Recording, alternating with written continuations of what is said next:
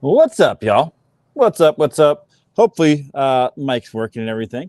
Looks like it should be going pretty well. I'm still on the road, guys. I'm going to be back in Chicago in a couple days. So, out here in Bellingham, Washington. Went for a really nice hike with the family earlier, man. Got some fresh air. It's really nice out here right now, man. It's normally a lot more rainy and cold out here, but the weather is beautiful, beautiful, beautiful.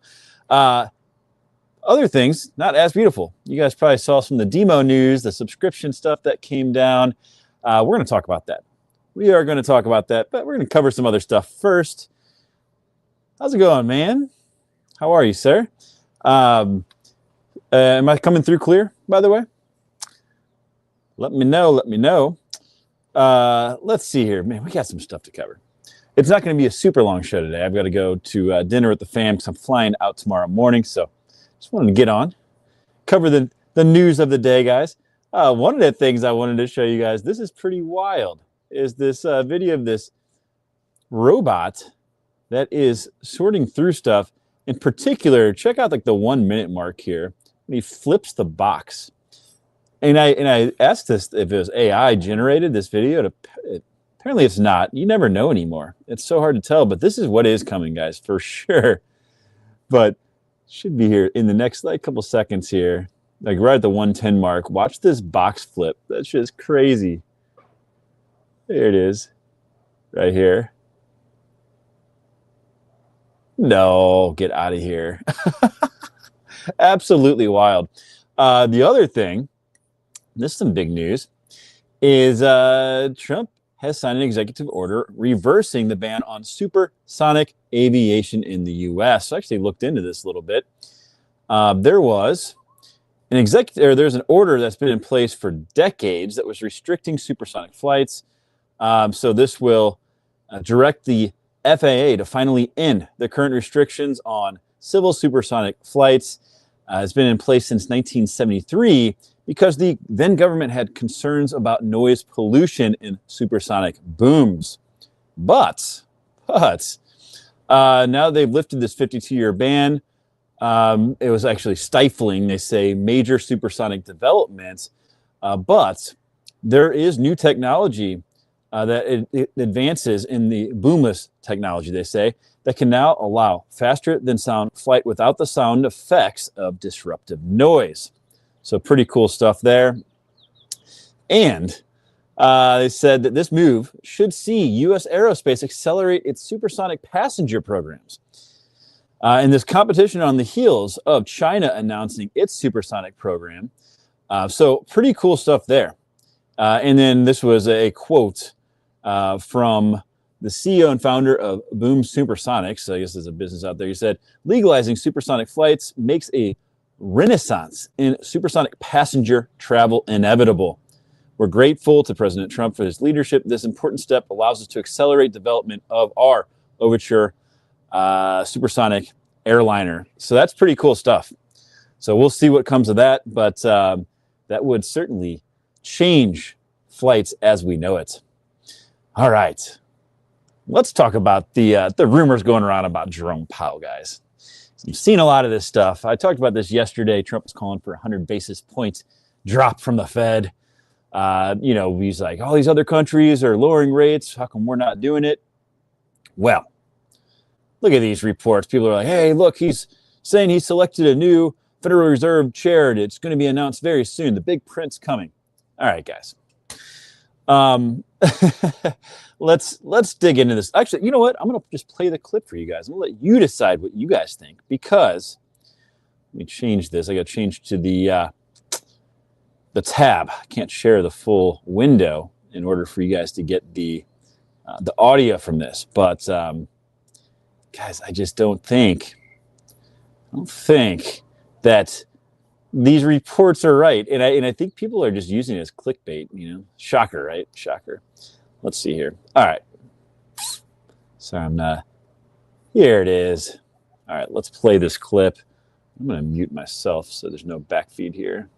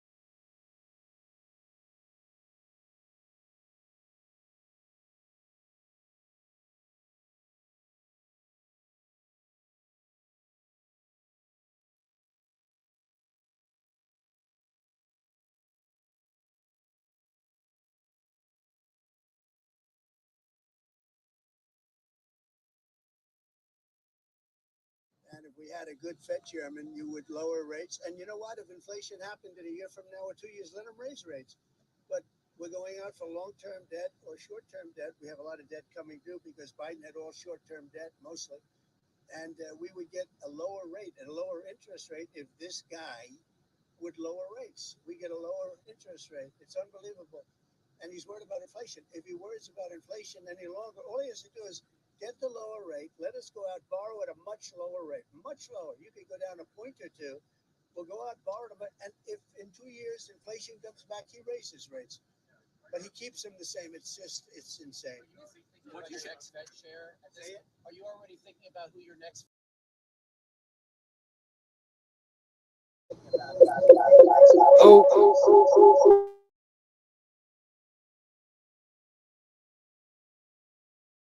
I don't know. I couldn't turn that up anymore. I don't know why, guys. But basically, he said the quiet part out loud. This is what we've been talking about now for months, right? And everyone has been talking about it. Is Trump basically said, look, we need to lower rates in the short term because we have all this debt coming due that we need to roll over. I think in the next 12 months, we have like $9 trillion worth of debt. It's an outlier year. So a lot more debt coming due in the next 12 months than any other year that's coming up. He also mentioned that Biden had rolled over a lot of our debt on short-term rates. And I think the thought process there, because generally they use 10 years or longer terms to roll over government debt. In this case, they were using shorter term because I think they thought that rates would be coming back down. And they didn't want to get locked in because the Fed had just raised rates a bunch, and they didn't want to get locked in refinancing your debt on longer terms at high rates. And essentially, he said, look, lower rates now. If inflation comes back in 2-3 years, we can raise rates again then. But it's going to be really it's going to be beneficial for us to lower rates now so we can refinance the government's debt, essentially is what he said. He was then asked, and I'm sorry I couldn't make that louder, guys, but he was then asked about who he's going to appoint for the next Fed chair. And he said, well, I'll let you guys know soon. I have somebody in mind. Guys, Jerome Powell's term's not up until May of 2026. Okay, so I don't think there's nothing in that video to me that indicates that Trump's like, hey, yeah, we're pushing him out sooner. He did say, yes, we have somebody in mind to replace him when his term's up, essentially, is how I took that. So I think a lot of these people that are posting out here, I think it's just clickbait, saying that, oh, Jerome Powell is going to be replaced soon and Trump's announcing it. I get none of that from that video. Okay, so anyone that's saying that, take it with a massive grain of salt, is what I would say about that. Let's see, what else do we have? What else do we have in the news today? Trump won't fire Powell. I agree with that. I don't know that he can, actually. I think he probably looked into it and realized that he couldn't, and you've noticed very quickly he's kind of stopped those threats to an extent. Now, he's still criticizing Powell, yeah, but we haven't heard as much about him forcing him out recently, that I've seen at least. Guys, China is printing. They are basically using the reverse repo market, injecting 1 trillion yuan. Now, that's not $1 trillion, guys. That's 139 billion. That's still a big amount. Okay, so I think we're going to continue seeing more and more of that. He'll be replaced in a year. I agree with that. Yeah, in May of 2026, that's when his term's up. I think he will absolutely then be replaced. I agree. But in the interim, guys, I mean, we got to keep our eyes on what Powell's doing.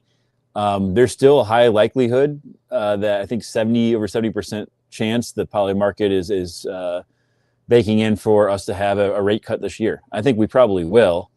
We'll have to see what happens with all the tariffs and everything, which I do have a little bit on that to talk about here. But, China, all of these economies around the world are going to have to push liquidity into their markets. I mean, that's just where we're at with fiat in general. Every country's going to have to do it. That's good for gold and Bitcoin in the long term. The newest on the Elon and Trump drama, there's a couple of new things today. For one, Trump came out, they asked him if he'd be cutting Elon Musk's government contracts. He said, we'll look at everything, only if it's to be fair for him and the country. It's kind of interesting that between the two of them, Trump's actually been taking the higher road, which is shocking in some of the questions, at least in the last 24 hours, I'll say. The other part, though, is that Elon deleted all of those tweets for the most part when he went crazy the other day. In particular, he deleted the ones about Epstein. And I'm curious, is he trying to play nice, or was he served? And did his lawyer advise him to delete those tweets? I don't know. We'll have to wait and see. But hopefully they do release those files. I think right now, if anything, Trump kind of has to push those files out, or it's going to look like he's hiding something. I know a lot of people said that before, but certainly now all eyes are on that. So we'll see how that plays out and what they intend to do there. And then lastly, JD Vance said, well, I hope Elon Musk returns to the team. I think he was on a podcast with Theo Vaughn, and he had not seen any of the tweets or anything, and they actually brought it up live with him on there about Epstein. It was kind of interesting to see his response, a candid response, really. And he said, well, I hope that Elon can return to the team. I don't know if that's going to be possible at this point. I kind of have to agree with him on that for sure. Superman versus Batman. Superman will win. Yeah, y'all. I do think that we're going to see Elon. I mean, they asked him, they said, well, are you going to apologize? He said, well, as soon as they do a full dump of all the Epstein files, yes, I will apologize. So we'll see. We'll see. What's that? Checking in? What's up, Eddie? Hey, man, would love for you to come on the space again next Tuesday. I think we're going to talk about the DIMO stuff, which I'm going to bring up right now. And we're going to talk about the newest report from the World Economic Forum about $3.5 trillion. DePIN moving to $3.5 trillion within the next 3 years. Wow, that's quite a prediction. I hope they're right. I don't know if we'll get quite there, but I think we'll see a lot of growth, guys. Unclear. What's up? What's up, Tyler? Tyler's good people. Yeah, we'll have a fun episode. If you guys don't watch, we do a space called DePIN Connected. We do every Tuesday. Cover DePIN news. We've got a great group of guys that get up on there every week. So definitely recommend getting on there. If you guys haven't tuned in yet, you should definitely do it. Every week we do it. All right. What else do we have here? We've got some crypto news. And, oh, well, you know what? We'll hopefully this time the volume will come in better. We'll see. We'll see. Let me pull that up there and mute myself again.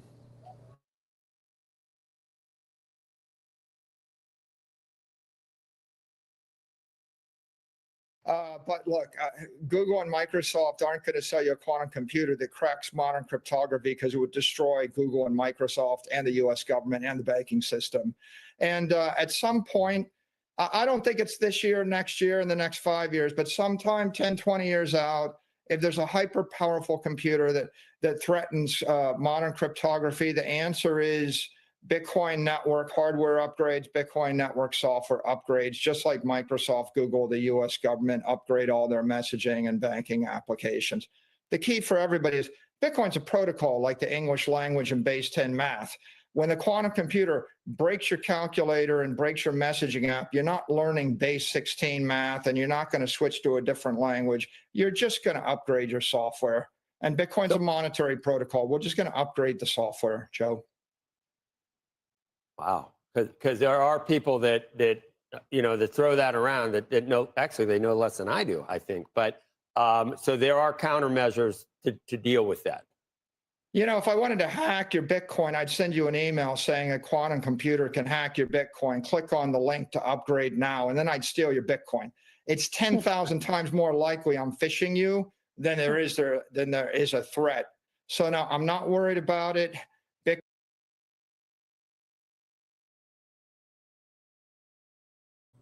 This is something that's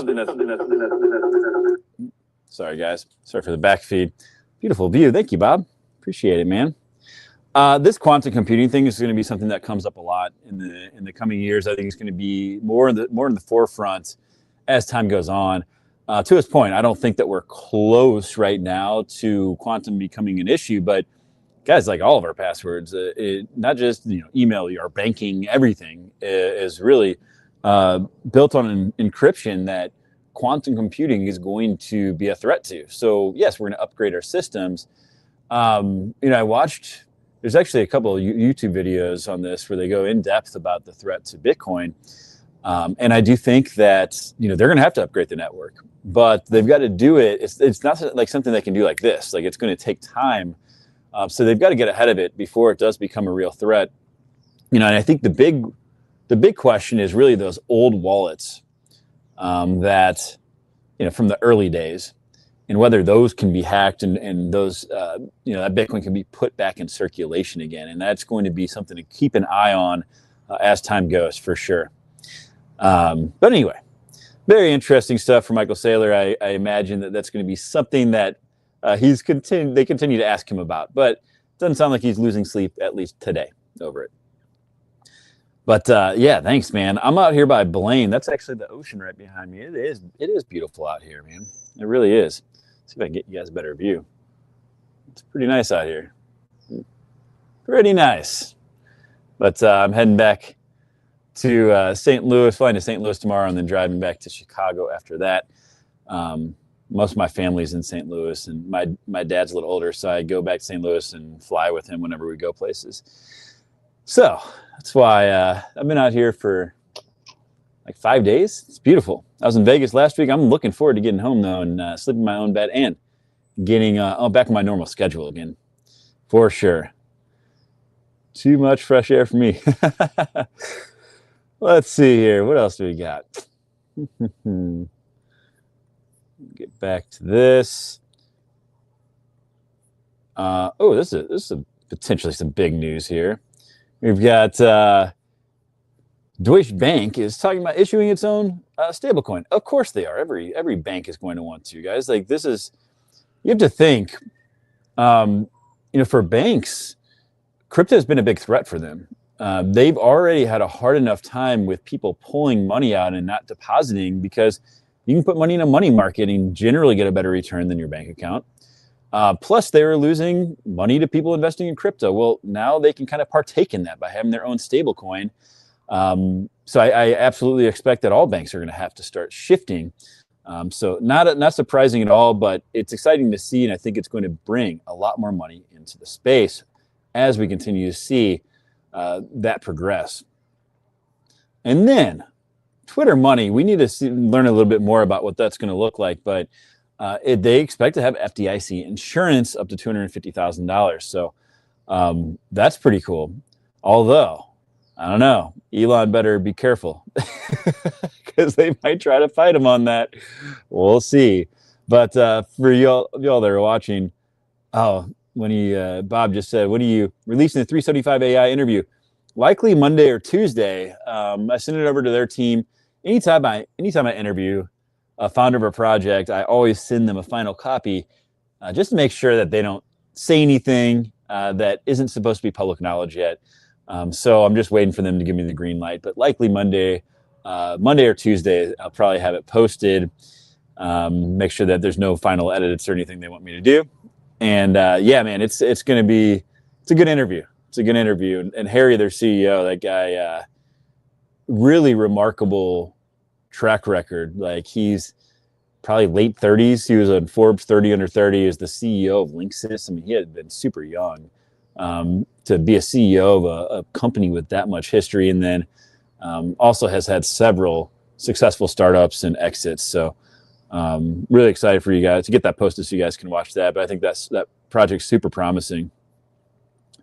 What is it? I'm not familiar. So these, yeah, I'll just give you guys a quick rundown, a little sneak peek. So he had worked in the networking space. He also had worked for a company called Bliss that he co-founded. I actually believe he was the co-founder. And they were selling data to really large corporations. And then him and his business partner got into being large-scale deployers. So they deployed a lot of Helium, Mobile, and XNet. and they basically worked out an exclusive deal with a company called Outfront Media. And they own like 50,000 billboards across the US and a lot of signage in like Times Square and other areas where there's a lot of high traffic. So they basically, they worked out an exclusivity agreement to where they can, they were setting up hotspots with Helium and XNet on these different billboards. And they thought, well, how else can we use this real estate? And one of the things Harry brought up, and I didn't know this, but 70% of commerce is still offline. So he's like, we've done a really good job of monetizing the data from people's online spending and, their digital snapshot through cellular networks, et cetera. But he said, there's still a lot of info out there that can't be captured online. So what they did is they started up 375 AI, where they are capturing data at the edge. So in this case, they're using that real estate on these billboards. They're putting this hardware up with 6 really good cameras. And then they have NVIDIA chips that are processing all the data at the edge at the point of collection, and they're monetizing it in different ways. So one of the big buyers is hedge funds who are always looking to get more data for their algorithms. To this point, they basically purchased satellite imagery to see how many cars are in parking lots. And with these systems they're installing all over the country, they're going to be able to essentially get them much more granular data. What types of cars, whether they're commercial vehicles, how many people are in each vehicle. It's going to be good for public service. If you have Amber Alerts for advertising budgets, if you want to know how to market in certain areas. Is it a public company? No, it's 375 AI is going to be, it's a DePIN. So to Bob's point, fractional ownership. So they've got a few different options to participate. Number one, they have the 375 Edge. That's the one I was just talking about. That's their flagship model with the 6 cameras and the NVIDIA chips. Those come in a price tag of about $50,000, but you'll be able to purchase fractional ownership. So if you want to put $1,000 in or $500 in, you'll get a percentage of the earnings from that location. For the DePIN people that love to deploy hardware themselves, they're coming out with something called 375 Street. So it's a little bit watered down. It's got 2 cameras instead of 6. Still has NVIDIA processing at the edge, but whereas with the $50,000 units, maybe you want to be in like the super high traffic areas. The street version is going to allow them to fill in the gaps in some of the more rural areas where maybe you don't have as much traffic, but the data is still valuable. So maybe that $50,000 units would be a little bit overkill. This kind of gives them the ability in a cost-effective way to fill the gaps and also give people that want to deploy their own hardware a path to do so. And then lastly, they have the 375 Go app that you can download and participate for free.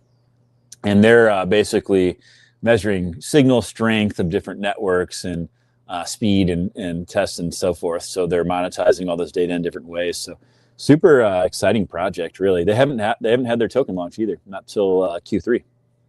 So sorry, my lighting is not the best right now this time of day. But so super exciting project. Where were we? Okay.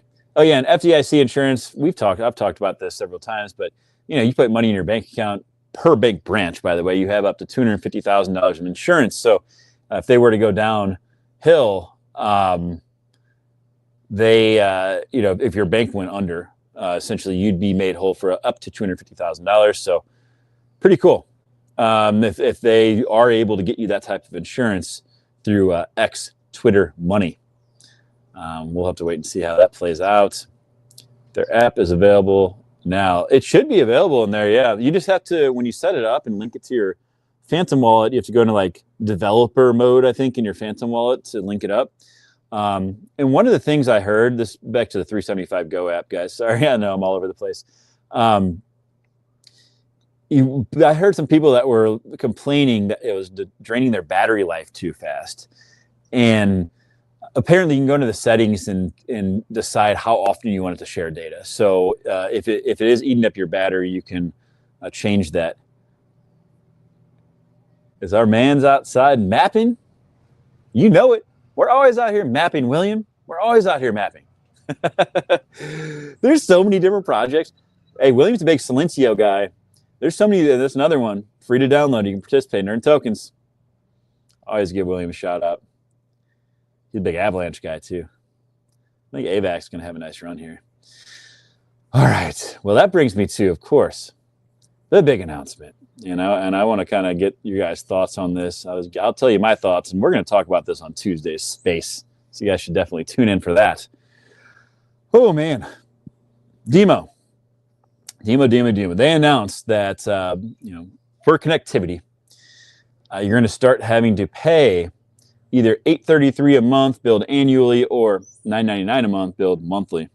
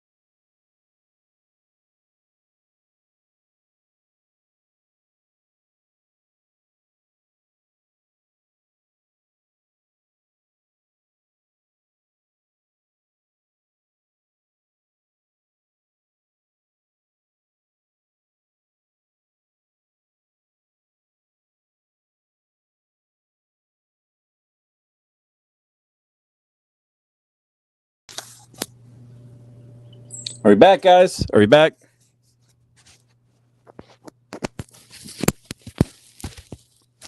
Hello?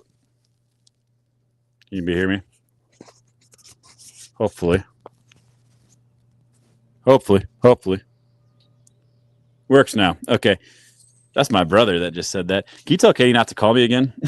My sister called me and it threw off the whole thing. Thank you. Okay. So here's the deal with DIMO. Guys, it costs money, obviously, to have connectivity. So they use Twilio, I believe, so that we're back. Yes, William, we are back. I need to go in do not disturb mode. I know. I need to remember to do that. Going forward, I will. Next week, I'm going to be back in my normal studio with my normal setup, so I won't be having to use my phone. Okay, so here's the deal with DIMO. They use Twilio, so that it allows you to go from one network to the next in order to have connectivity. I believe at the beginning, they're like, you have 2 years of connectivity built in.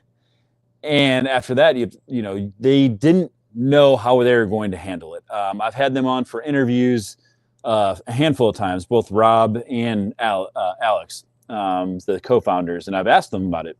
And they said, well, we would like to have it somehow baked into the reward system in some way, shape, or form. Well, it turns out they announced that they're going to be charging. Okay, so this is the subscription model in order to have connectivity. And I'll just say they're getting a lot of backlash, guys. To be expected, I thought they would. So I'm not surprised by it. When I saw the announcement, I reached out to them directly. I was like, guys, I don't know about this decision. Now, I think they're going to have an AMA on Wednesday morning to discuss it. Now, there was a DIMO improvement proposal that was up for a vote probably 6 months ago or so, where they are going to essentially take a percentage of your baseline rewards that you get every Monday and charge for the connectivity. And yeah, William said they were gonna have to charge at some point. I agree. And this DIMO improvement proposal that was up for a vote, got turned down.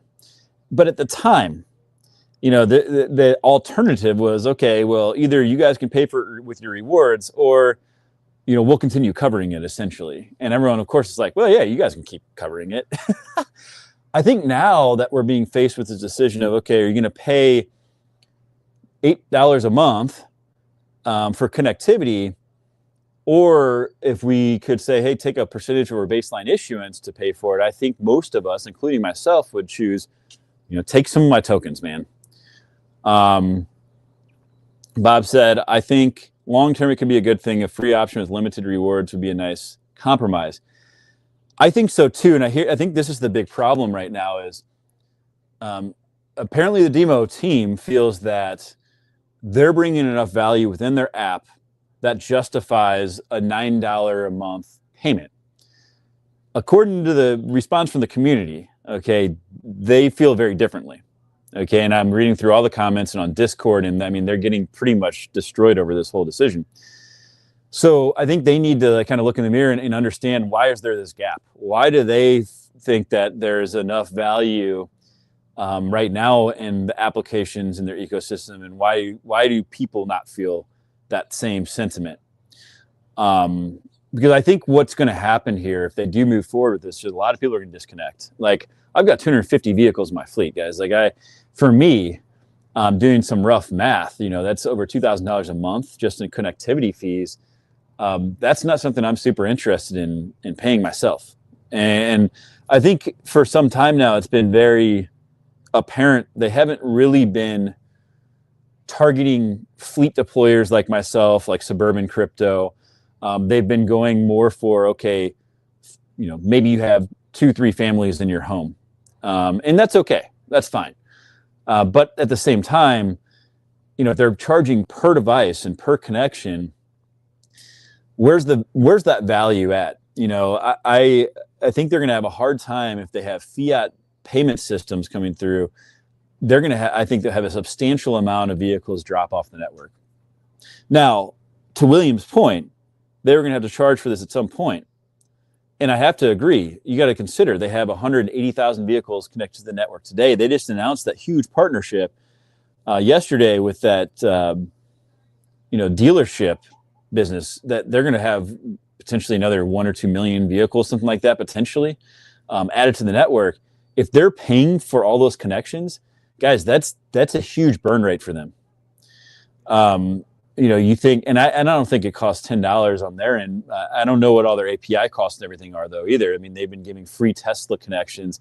I'm sure they pay have some sort of fee for that connection. But, okay, so what did Rob say here? DIMO to prepay months. That to me is something, depending on how much that would cost. I mean, DIMO's token price is way down right now. In my opinion, well, we'll see how this plays out. In my opinion, I was like, for what they're doing, they seem super, super undervalued. But this would give utility to the token and allow people to use the rewards and kind of rotate it back into the ecosystem, as opposed to having to pay fiat for connectivity. From their point of view, it's better to just get this headache out of the way. Hopefully they don't lose a large amount of devices. Yes, I agree to an extent. Look, I don't know that the timing's right. Now, for one, I'll say there's a lot of people with autopies that are well past their 2 years that they've just continued paying for. Okay, so the question is, when is the right time? Maybe there's never a great time, but I personally think they need to have more value in the ecosystem before making a move like this. And yes, the timing would never be right. It's never going to be perfect, but they need to close that gap, because from what I'm seeing, nobody really feels right now like there's enough value in the network to justify the $9 payment. They're going to lose a lot of folks. Now, to Bob's point, I think a lot of people are going to disconnect. I'm seeing a lot of that. Now, here's something interesting. Like, what about a hybrid approach? How about you can prepay with DIMO tokens, and then for them, they need more people using the app. And I think this is a clear signal, if anything. The fact that they're like, hey, guys, there's a lot of value in this app. And I'm seeing the responses. People are like, hey, I just connected to mine. I'm not using any of the apps. I don't see any value. To me, this is highlighting a huge disconnect that's always been there. And that is that people are not using the app. Or maybe they're not aware of the value that is available to them within the app. And I think this is highlighting that disconnect. So maybe they can do something where like the more apps you connect to, the more you bring down that subscription cost and kind of force people's hands to connect, because the way that this works, every app that you connect to generates $1.25 in revenue per month. So if they could potentially have, hey, you can pay with DIMO tokens, and then the more apps you connect to and are using, the more will drive down that connection cost, because you're driving revenue into the ecosystem using the app for its intended purpose. That's something interesting, I think, to really drive people to the utility side of it, because what they've done so far, I don't think is working. And I imagine a lot of people would agree with that. And I think we're finding that out in real time. But the AMA is going to be interesting. One thing I will say about the DIMO team is that they have been very open to criticism, constructive criticism, and they're super sharp. And I guarantee they're seeing the backlash. I haven't heard from them, and I reached out to them. I haven't heard back yet, but Wednesday, I think, will be really telling. So go to the AMA, make sure you guys are heard. If you're participating in the project, make your voice heard. That's one of the great things about DePIN and crypto, is that your voice can be heard. So utilize that, and we'll see. We'll see what happens on Wednesday morning, what they decide to do here. But I think they would be smart to take a hybrid approach, because a lot of their long-term believers are roasting them over this. They seem like they want to move to Web 2, folks. They don't care as much about tokens. Yeah, we're seeing a little bit of that with different projects. With HiveMapper, I think there's a sentiment around that too. Like, hey, they don't care about the, Web 3 as much, and they don't want to deal with the tokens. But I think Ario has largely come around on that. I think he had that approach when they had like 1 million pre-orders in, and the markets were up. And I think we've seen him come around quite a bit. But I don't know. I think the DIMO team, like, they have some huge announcements coming. But to me, they either need to build more value in the ecosystem, or they need to make it known. And I think right now we're seeing that something's broken. There's a tremendous amount of potential here in what they're doing. But I think they could leverage this and use it as an opportunity to drive people to connect to applications. And I think that could be the silver lining and the big win out of all of this. I hope that they do come up with an alternative option to what they proposed here, because I think it could backfire in the short term for sure. We'll have to see how it would play out in the longer term. This is a good question, and I think we should, you can bring it up on the Dava space. I do want to, I'm going to bring this up, at least the DIMO specifically, on our space on Tuesday, but like, is there a point where DePIN projects transition out of the token distribution model? I think that's a good question. I think that we need to get to a point where the revenue coming in and the token burns and the utility to the token outweighs the emissions. I think that has to happen, guys. Like, that's the only way these are sustainable. Now, is there a way to drive participation without having a token and having emissions up front? It's the chicken and the egg problem. That's one of the great things about DePIN, is that instead of bringing in millions of investment that you distribute fiat payments, you can kind of create this token system, to bootstrap the project, if you will. And then, the whole goal is that revenue takes over later. We got to see it play out, though. We haven't seen it really play out. What do you say? I've opened the DIMO app, looked around the marketplace. Yeah, so this is exactly it, right? I think that's how most people feel about it. Like, I can, it's cool. They're like, it's cool, or connecting to the app. There's cool stuff in there, I guess, but it's like, but where's the value? Like, is it worth me paying $9 a month? And I think the vast majority of people today would say no. So, you know, there's a lot of new developer licenses that are coming online. I think, you know, some people have pointed out that, like, yeah, some of those are people just in there testing, you know, not necessarily building. I think there are still a lot of people building. And I think more and more useful applications will come online. But when will it be enough to justify a $9 payment? I don't think we're there yet. And if someone does believe that we're there, I would love to hear their argument too. And the DIMO team is going to have to support their argument on this and explain why they believe there's $9 a month in value. Because it's really up to them, in my opinion. If they want to keep people connected, you know, show us where the value is. If the value is there, you know, they need to do a better job of people understanding that value. And then I think they need to work with the community to figure out how they want to make this transition. But I think we're all on board, or most of us, that, hey, like, yeah, we can't expect them to pay for it forever, especially as the network grows and they have millions of vehicles in the network. That's just not sustainable. What's up, Jesse? Thanks for hopping on. We are doing well. It's a lovely day here in Washington State. This is my last day here. I fly back tomorrow morning. But I do love it up in the Pacific Northwest. We did some really nice hiking earlier. What did William say here? I think we'll see a new token model with DePINs when we see clear regulations around DePIN token classification. Yeah, what will that look like? I don't know. William's going to be out in Amsterdam in September. Woo! William, you live in Amsterdam. You were out there. I think you were telling me about the last trip you were out there. I've never been. The weather is beautiful. You know what? It's not normally this nice out in Washington. It's so nice. I'm like kind of hot out here, actually. Oh yeah, William's out there for his honeymoon. Hey, William, how about that? I talked about it yesterday on my live stream. You weren't on, but how about that Circle IPO, baby? William was. We were talking about that in Vegas. We're like, man, this thing seems super undervalued. Turns out that that was correct. It was very undervalued, bro. Yeah, man. Hopefully you got in on that. Circle did cook. It was actually the most success. They were saying it was more successful than like Facebook and a lot of 4x. Look at that. Look at this guy. Up 4x on the IPO. Amazing.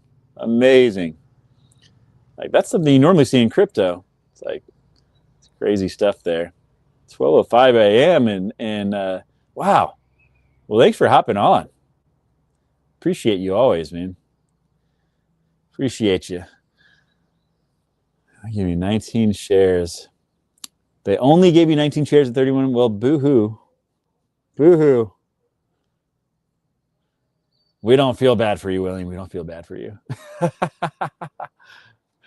Oh man, yeah. So we'll discuss this more on the Tuesday space with DIMO. I gotta say, for me personally, I wish there'd been more open communication and they'd laid out some different options rather than just kind of dropping this news. And maybe they did, and I missed it. But it seems like, I'm not saying it's unjustified, but I just wish that there'd been more communication with the community. I think there are better ways, and maybe we will land on something that's more of a hybrid approach that involves the DIMO token and can keep people connected. Because ultimately, that's the thing that matters, right? Is connected vehicles and then driving them to the utility side and using the applications. And I think that's what's been missing. So hopefully, that's when we come out of this whole situation, maybe there will be some wins that come out of it. I hope so. I do hope so. All right, guys. Well, I gotta head over to my sister's for dinner. Dude, I've not been on Julie's stream the last couple of times. I've been traveling so much. I've been trying to hop on. I think I hopped on for a few minutes the other day. I've just been crazy busy, but I'll be getting on next week again. But I've missed them. But have fun, brother. Thanks, man. I appreciate it. Yeah, so one more evening with the fam and then flying home, and then guys, I'll be back on my normal streams again. I'll be back in Chicago either Monday night or Tuesday morning. Be back on my normal schedule. So So we had so much fun. Man, I got to get back on there. Gonna get back to work. Talk to y'all Tuesday. All right, guys, join us on Tuesday on the space. Would love to have you guys attend. And again, I'll be back in my normal studio soon. The background won't be as good, but I won't have all the audio issues and everything. All right. Cheers, guys.